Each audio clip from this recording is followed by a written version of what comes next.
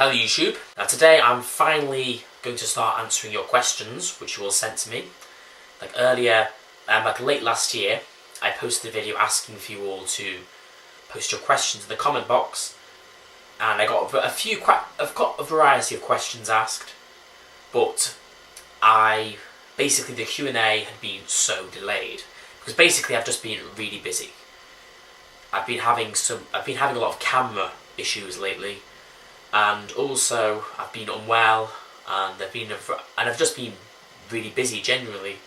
So it's been hard to find time to do this, but I'm finally getting down to it now.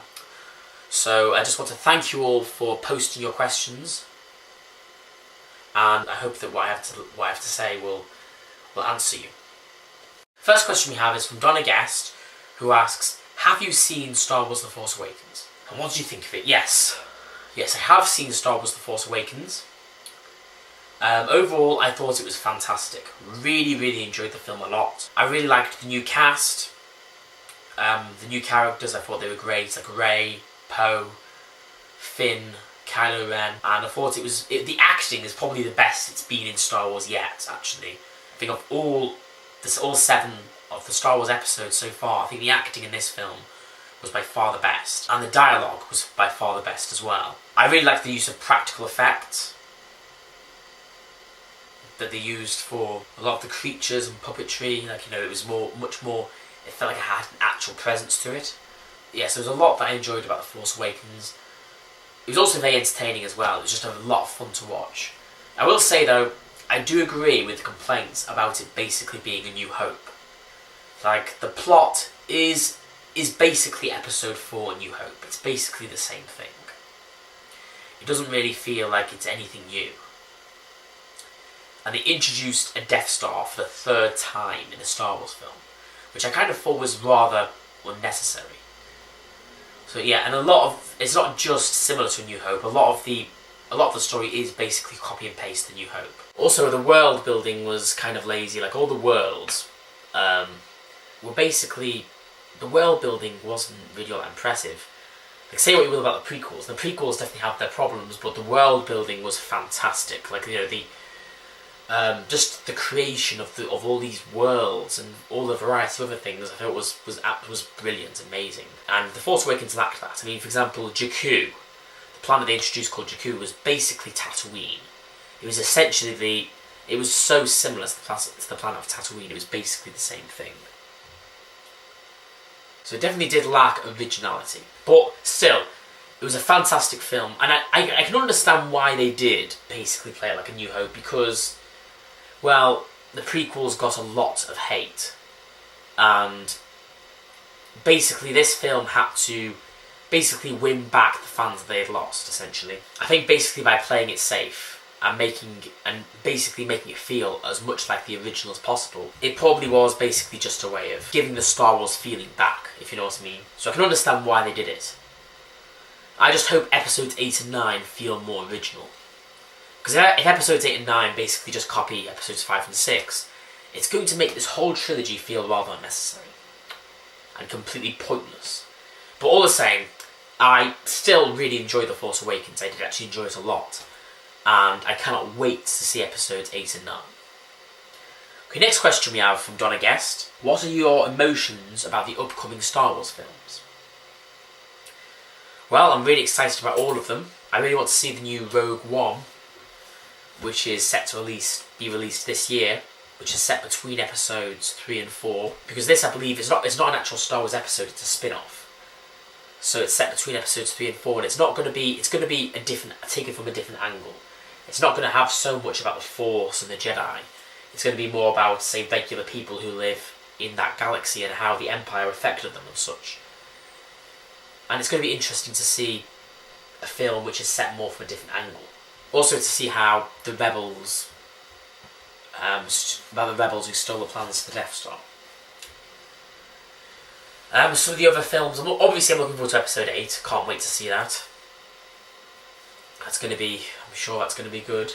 I hope. The Han Solo spin-off, which has been announced, I'm not so sure about that one. Like, it's not really a spin-off that I'd have asked for personally.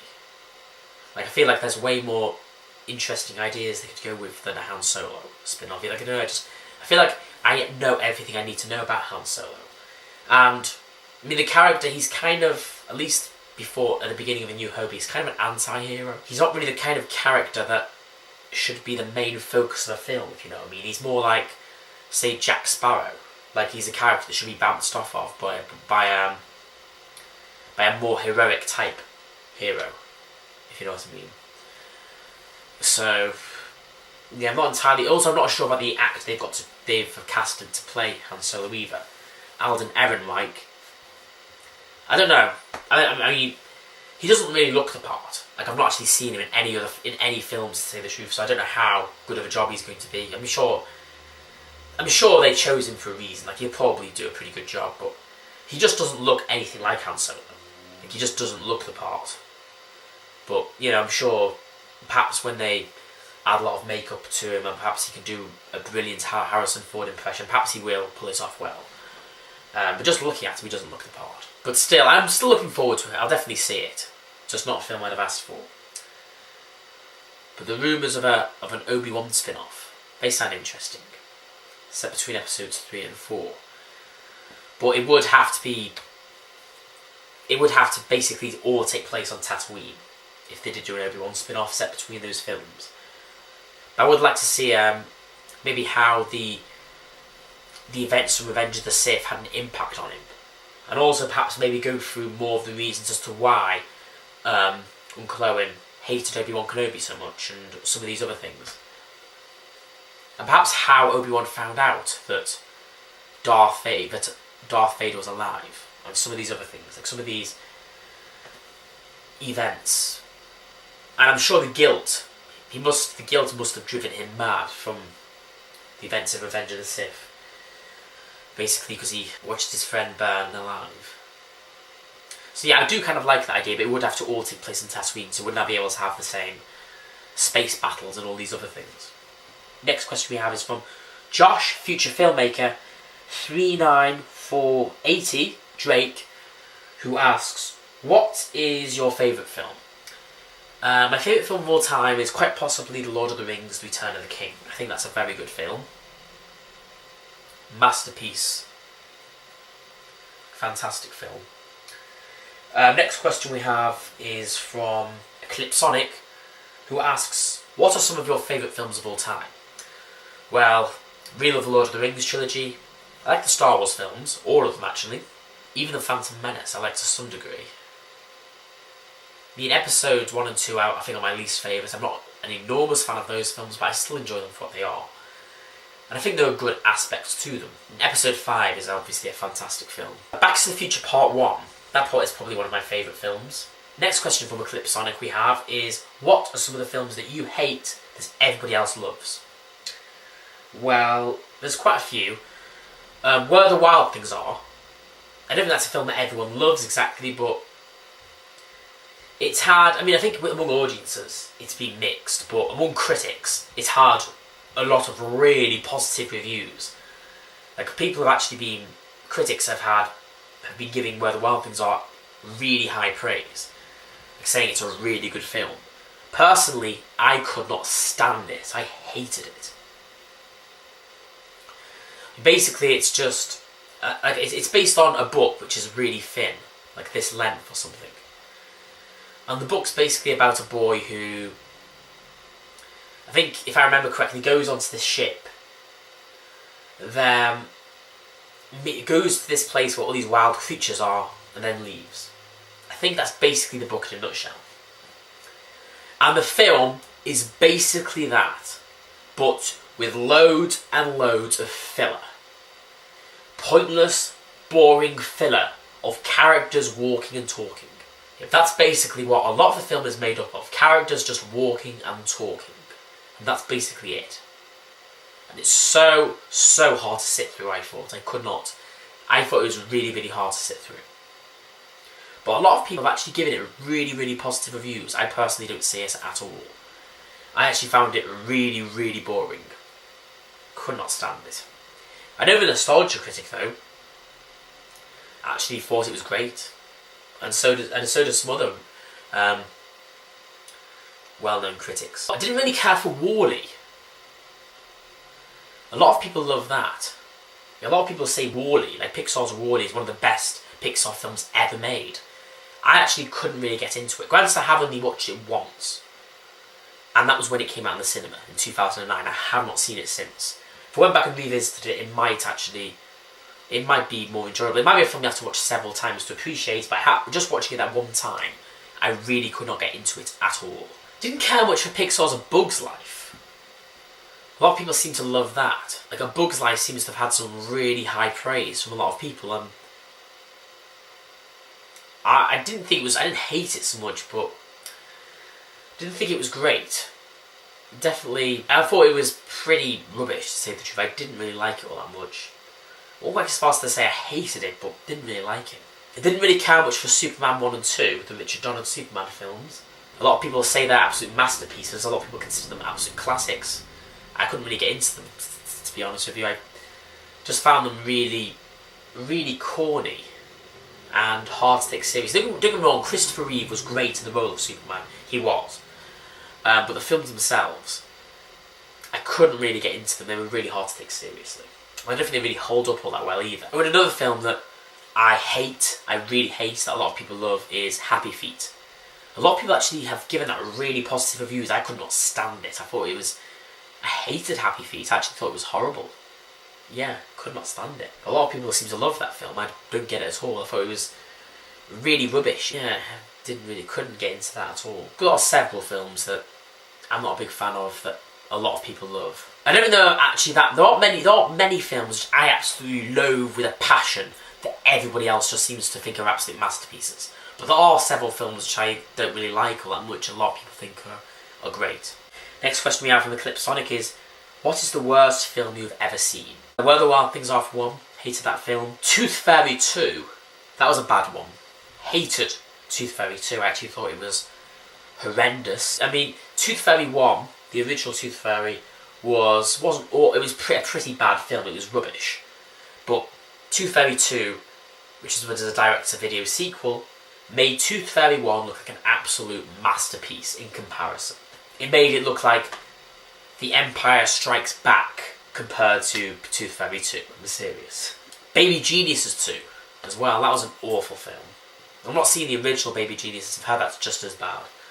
Baby Geniuses 2, yeah, that was a bad one. I saw that a while ago, that was an absolute piece of trash. The Last Airbender, that was a pretty bad film.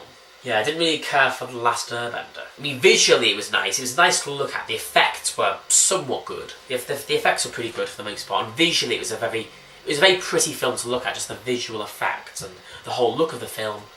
But the acting, for the most part, was atrocious. Also, the story felt like it was going way too fast as well. I mean, I think the film, which is only like an hour and a half in length, it basically took a few seasons of the TV series, the original Avatar: The Last Airbender TV series, and then chugged them all down to like an hour and a half film.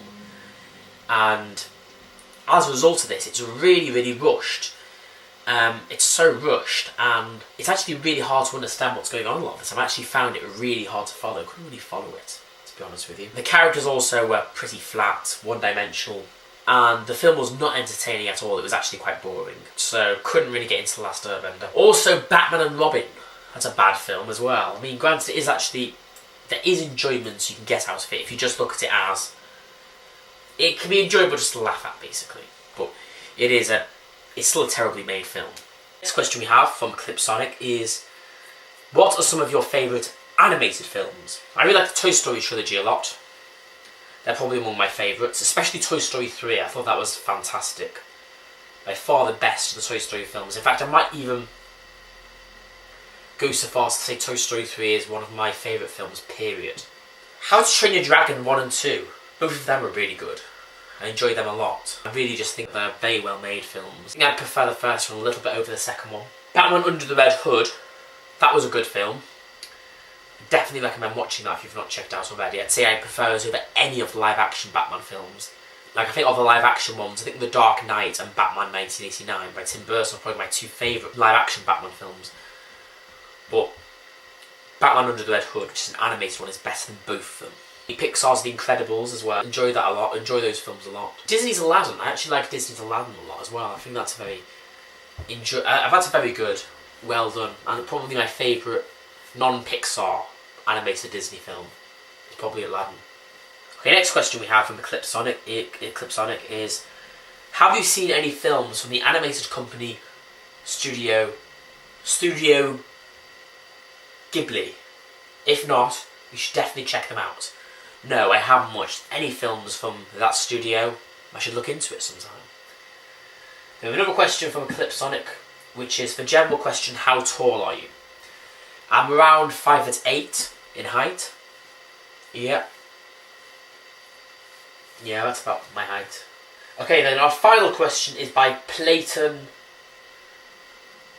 Carley, who asks, what do your friends say about you being a YouTuber, and do you ever plan to be a famous one day? Well, they don't really say much about it, to be honest with you. They don't really say a whole lot about the YouTube videos I do. I think some of them don't even really know about my YouTube videos. I don't really plan on becoming a famous YouTuber, to be honest with you. I mean, I don't really do them that frequently, these videos. But it would be cool if one day if it did turn out that I could become a famous YouTuber. That would be really cool. But I don't really have any plans on that happening. Well, that's all the questions I have. Thank you all for your questions. I hope this information answered them well. Thank you, take care, goodbye for now.